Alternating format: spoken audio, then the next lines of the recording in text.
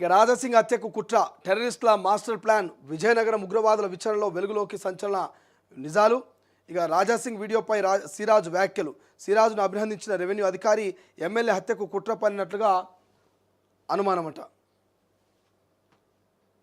So రెండో పేజీలో దేశవ్యాప్తంగా సంచలనం సృష్టించిన విజయనగరం ఐసీఎస్ ఉగ్రముఖాల కేసులో విస్తుపోయే నిజాలు వెలుగులోకి వస్తున్నాయి. నిందితుడు సిరాజ్ సమీర్లను పోలీసులు 2 రోజులుగా విచారిస్తున్నారు.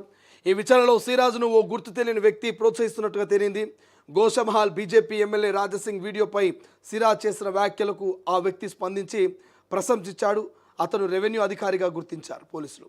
దీంతో ఆ అజ్ఞాత వ్యక్తి ఎవరన్నది కూపిలాగుతున్నారు. విజయనగరం పోలీస్ ట్రైనింగ్ అకాడమీలో శనివారం 7 గంటల పాటు విచారణ జరిగింది. ఇక టెర్రరిస్టుల సిరాజ్ సమీర్ల ఎమ్మెల్యే రాజాసింగ్ హత్య కుట్ర పడినట్లుగా పోలీసులు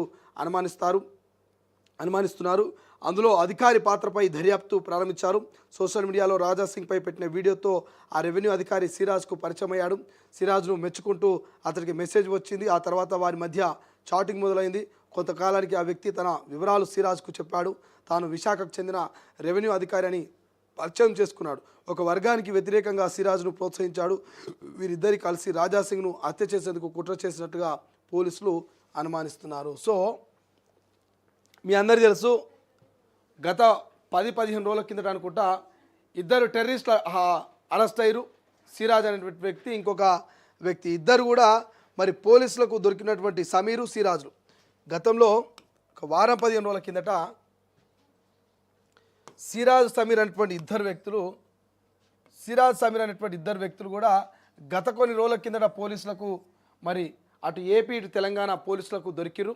మరి వీళ్ళు ఏం చేస్తున్నారంటే ఇక్కడ నుంచి బాంబులు తయారు చేయడం, ఆన్లైన్లో నుంచి ముడి సరుకులను మరి ఆర్డర్ పెట్టుకొని వాటన్నిటి ద్వారా ఒక బాంబ్ బ్లాస్ట్ డెమోనే ప్లాన్ చేసిరు ఈ సమీర్, సిరాజ్ అనేటోళ్ళు. వీళ్ళని పట్టుకున్నాక కూపి లాగితే ఒక్కొక్కరు తెర మీదకి వస్తూ ఉన్నాడు.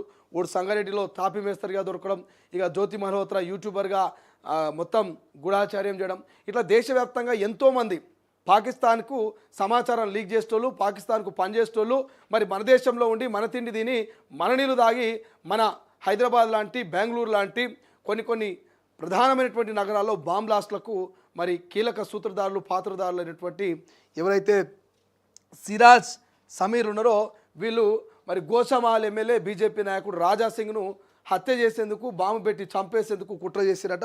వీళ్ళకు ఏపీకి సంబంధించినటువంటి ఒక రెవెన్యూ అధికారి ఫుల్ సపోర్ట్ చేసినట.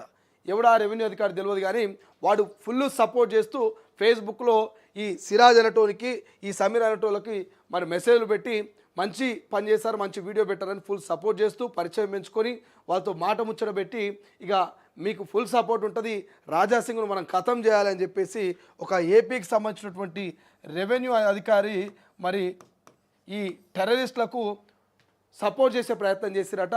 ఆ పోలీసులు 2 రోజుల విచారణలో దాదాపు 7 గంటల పాటు, ఒక్కొక్క రోజు 7 గంటల పాటు మరి విచారణ జరిపిస్తే ఆ విచారణలో విస్తుపోయే నిజాలు వచ్చినాయి. మరి ఆ నిజం ఏంటంటే గోషమహల్ ఎమ్మెల్యే రాజాసింగ్ హత్యకు ప్లాన్ చేసిరట. ఇట్లా దొంగలు ఉన్నారు. ఇంటి దొంగను ఈశ్వరుడు కూడా పట్టుకోలేడని తెలంగాణలో సామెత ఉంటుంది. ఇంటి దొంగని ఈశ్వరుడు కూడా పట్టుకోలేడట. ఈ దొంగలు ఎక్కడనే ఉంటారు, మన ఇంట్లోనే ఉంటారు, మన చుట్టే ఉంటారు, మన వెనకనే ఉంటారు. మరి ఇటువంటి దొంగల్ని పట్టుకోవాలంటే కాని పని, ఈశ్వరునికే సాధ్యం కాదట ఇంటి దొంగను పట్టుకోవాలంటే. మరి ఈ రెవెన్యూ ఆఫీసర్లు అందరూ ఎవరు అనుకుంటున్నారు? మన ఇంటి దొంగలే.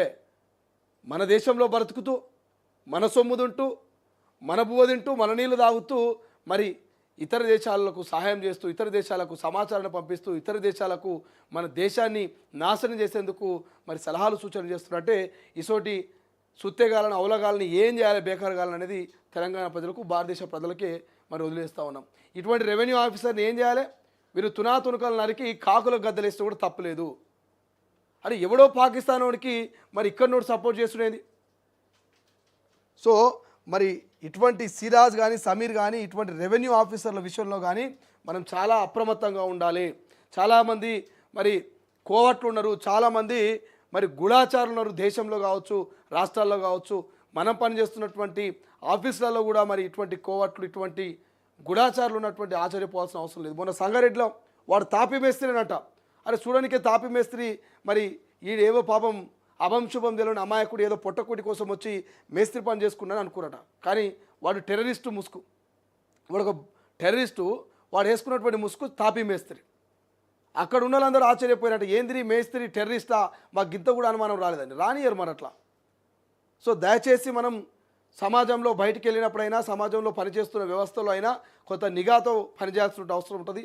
ఎవడు టెర్రరిస్టో, ఎవడు దొంగనో, ఎవడు లంగనో తెలియదు కాబట్టి సో మనం చాలా జాగ్రత్తగా ఉండాల్సిన అవసరం ఉంటుంది. అనుమానం వస్తే మరి ఆ వ్యవస్థకు కంప్లైంట్ చేయాల్సినటువంటి బాధ్యత కూడా పౌరులుగా మన మీద ఉంటుంది కాబట్టి సో చూడాలి ఇంకా ఎన్ని విషయాలు చెప్తారో వీడు సిరాజ్ సమీర్ అంటోళ్ళు, ఇంకా ఎన్ని నిజాలు బయట పెడతారో, ఎన్ని కుట్రలకు ప్లాన్ చేస్తారు అనేది మనం భవిష్యత్తులో చూడాల్సినటువంటి అవసరం అవుతున్నది. ఈనాడులో చూస్తే